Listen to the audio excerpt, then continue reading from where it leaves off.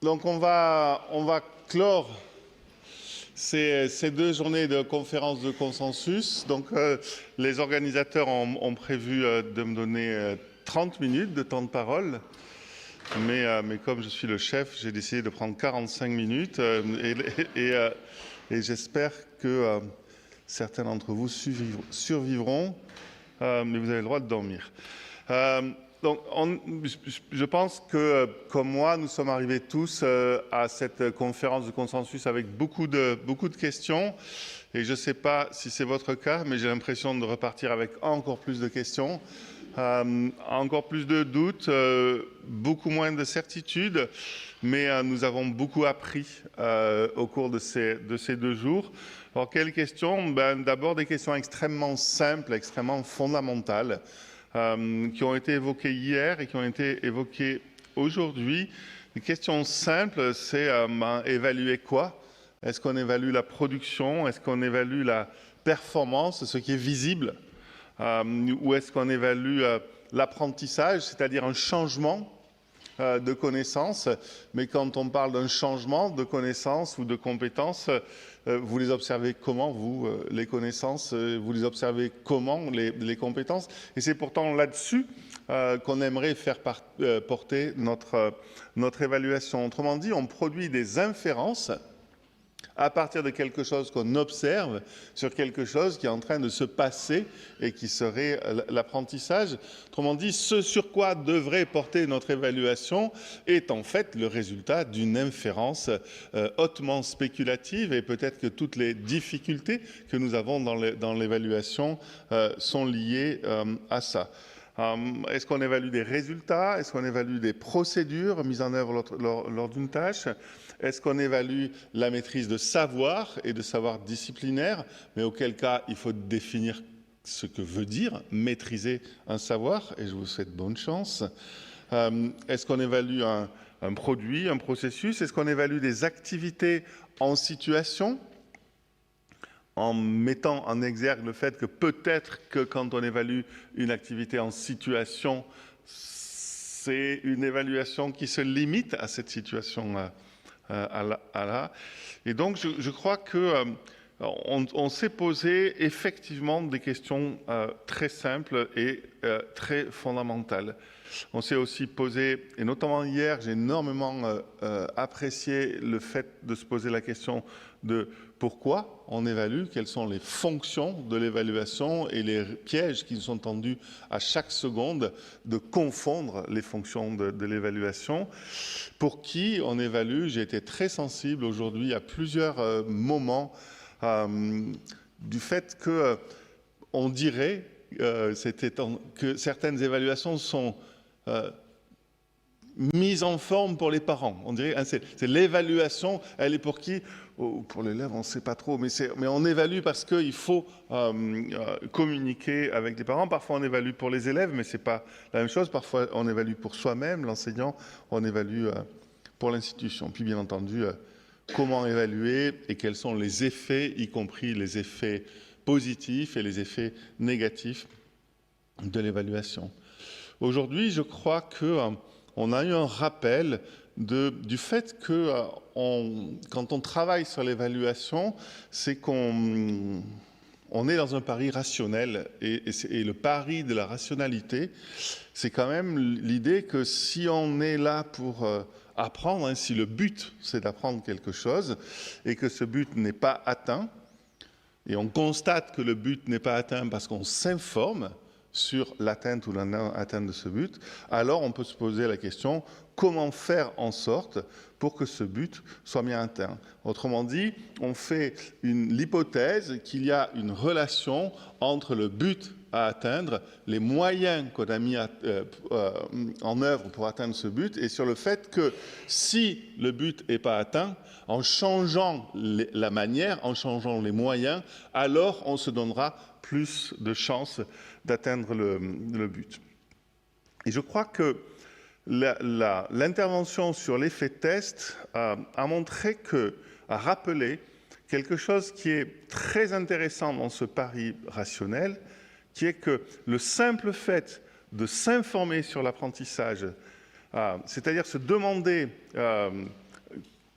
comment l'élève a mis en œuvre, enfin, demander à l'élève de mettre en œuvre la connaissance et s'informer sur cette mise en œuvre, puis informer les élèves à propos de cette mise en œuvre améliore l'apprentissage. Et en fait, il n'y a pas beaucoup de domaines de la rationalité où le simple fait de s'informer sur les moyens mis en œuvre a un effet en lui-même. Il y a quand même certains domaines, c'est-à-dire que ce dont on est en train, enfin, ce qu'on nous a rappelé dans la présentation de l'effet test, c'est que l'apprentissage est un processus et que ce processus, il peut se réguler et que quand ce processus est régulé, il fonctionne mieux. On a donc dit des choses, encore une fois, extrêmement simples et je crois extrêmement fondamentales. Donc, l'évaluation fait partie de l'apprentissage. C'était bien de nous le rappeler, comme vous avez été plusieurs à le faire.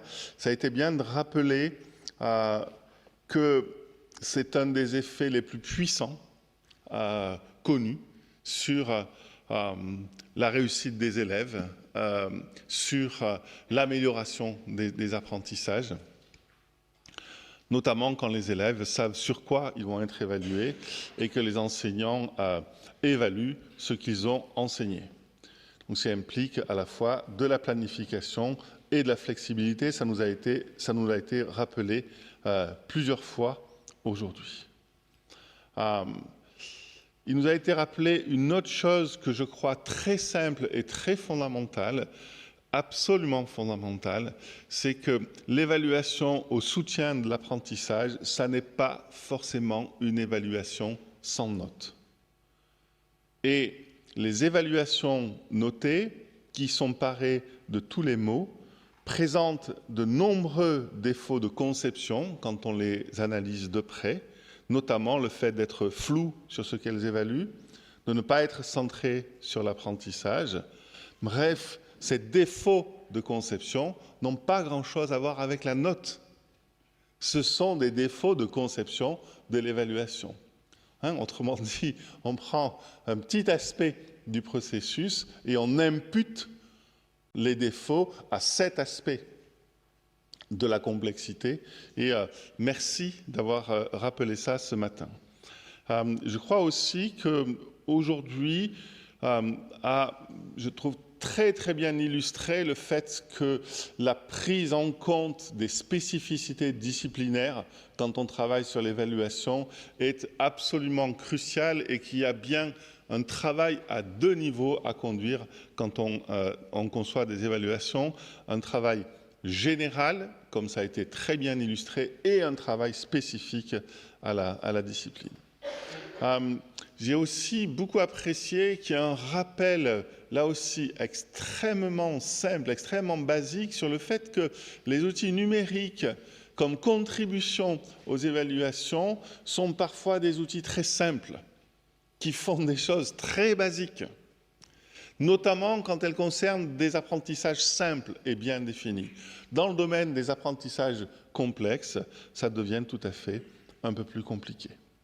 Et puis, bien entendu, comme ancien formateur en IUFM, INSPE, ISPE, etc., j'ai, comme j'ai cru le comprendre comme Christophe, une immense admiration dès que vous rentrez dans une école maternelle et que vous vous rendez compte de qu'est-ce que c'est qu'évaluer les apprentissages dans une école maternelle. Autrement dit, qu'est-ce que c'est qu'évaluer dans une situation où il est difficile de mettre en place des évaluations formelles. Vous ne pouvez pas dire à des élèves de petite section maternelle, vendredi matin, il y a interro. Ça ne marche pas comme ça en maternelle.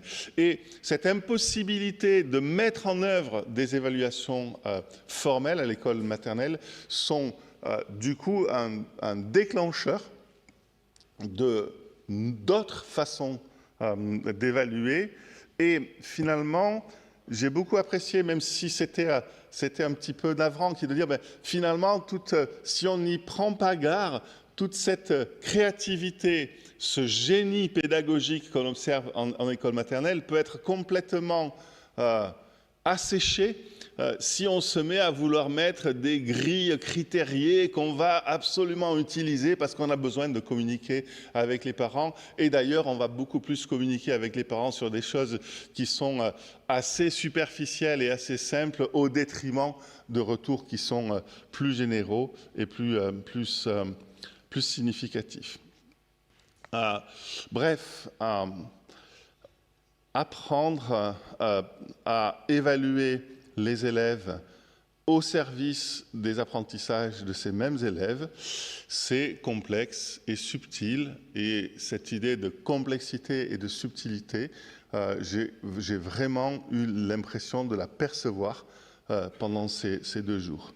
Du coup, on comprend pourquoi, en fin de cette journée, l'importance cruciale d'une véritable formation des enseignants, sérieuse, approfondie, sur le thème de l'évaluation au service des apprentissages, est absolument nécessaire et qu'on dispose aujourd'hui de propositions vraiment précises, argumentées, à propos des contenus de ces formations. Et la dernière intervention aujourd'hui nous a quand même rappelé que si on a quand même aujourd'hui un cahier des charges assez précis de ce qui doit être abordé en formation, la formation des enseignants à elle seule ne suffit pas. Et elle contribue avec d'autres façons d'agir sur ces questions-là. Donc, il faut aller jusque dans les salles de classe. Donc, le chemin que nous devons parcourir pour aller vers les salles de classe est un chemin qui est long. La formation va nous aider à avancer, mais elle ne fera pas à elle seule tout le chemin. Maintenant, je vais aborder la partie la plus importante, qui est les remerciements.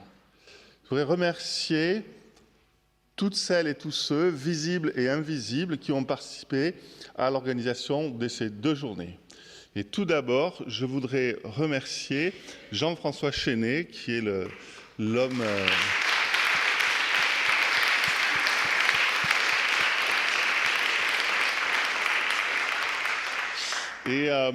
Et aussi Lucille Piéfer-Quesnay, qui a fait...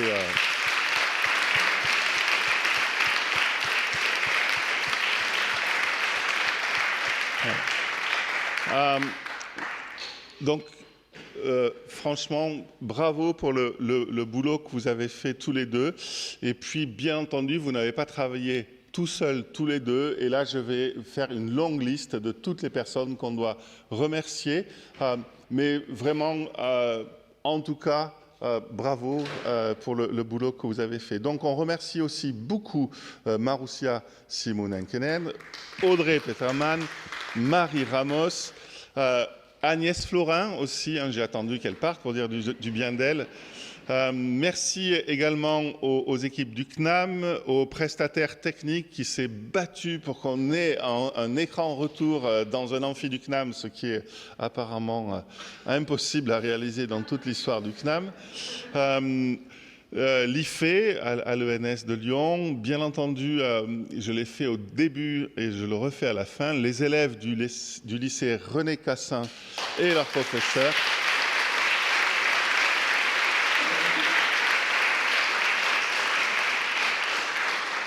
Merci aux membres du comité d'organisation de la conférence. Merci aux 2 merveilleuses coprésidentes qui ont fait un boulot énorme en amont. Voilà, pour les gens qui assistent à leur première conférence de consensus, c'est des mois et des mois et des mois de travail pour préparer une conférence de consensus. Et ce n'est pas que de la logistique, c'est des mois et des mois de travail scientifique, de rédiger, de récolter des textes. Et vous avez, je crois, fait un boulot absolument formidable.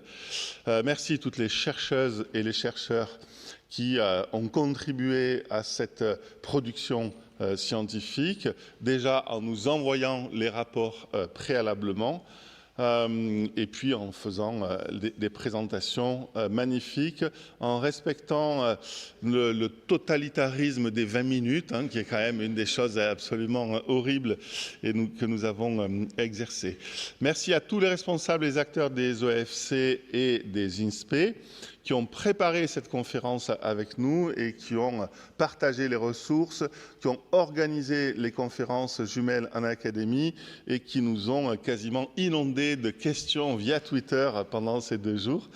Un rendez-vous à ne pas manquer, ce seront les prochaines journées de ce qu'on appelle le printemps de la recherche en éducation, qui est organisé par le réseau des INSPE, qui se dérouleront à la fin du printemps, puisqu'on sort au mois de juin, à Paris, et qui a choisi, et je trouve ça absolument magnifique, encore le thème de l'évaluation pour cet événement de recherche.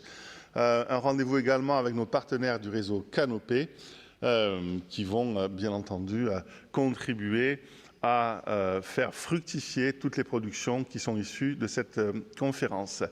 Merci à vous, tous les participants qui êtes là en présence ou qui sont à distance. Et vous avez un rôle qui est très important pour nous, c'est qu'une conférence de consensus, ce ne sont pas que des experts, ce ne sont pas que des membres de jury, mais ce sont des témoins.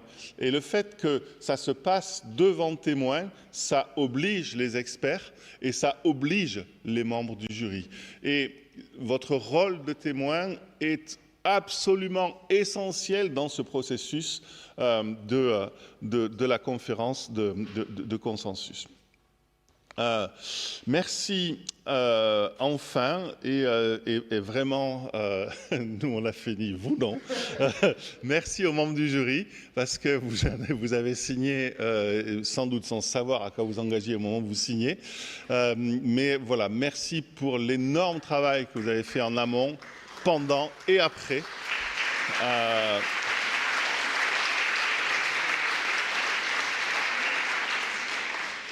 J'ai été président du jury de la première conférence de consensus qui était sur le redoublement. C'est absolument passionnant d'être dans un jury de conférence de consensus. Et voilà, vous avez la chance d'avoir bien plus compétent que moi en la personne d'Isabelle Négro. Bravo. Merci. Voilà.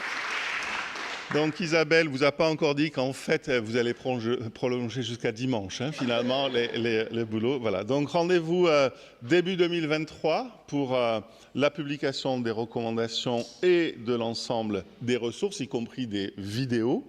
Rendez-vous fin 2023 pour une conférence de comparaison internationale qui portera sur la qualité de vie à l'école. Voilà, merci beaucoup à tous. Au revoir.